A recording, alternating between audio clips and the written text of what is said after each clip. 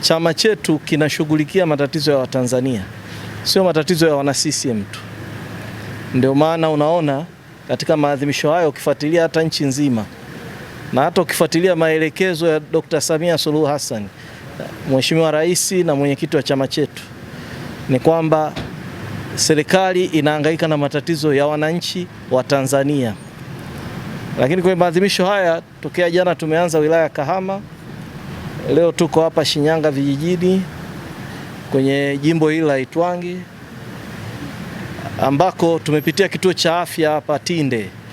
Niseme tu kuna mapungufu kutokana, tumeona wanatoa huduma kwa wagonjwa takribani 1200 kwa mwezi. Kwa kituo cha afya ni idadi kubwa kidogo hii.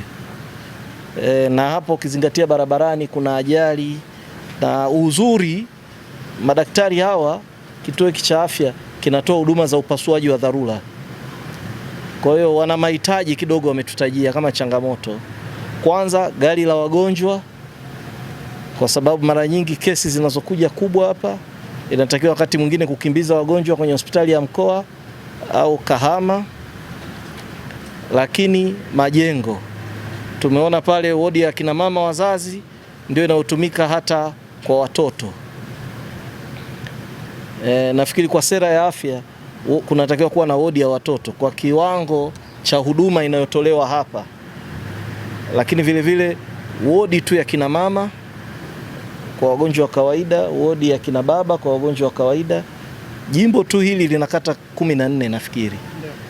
Na kata ambazo zina vituo vya afya ni kata 2 tu. Tuko na wabunge hapa, mbunge wa jimbo, mbunge wa viti maalum. Tumekubaliana kwamba haya yote tutayabeba.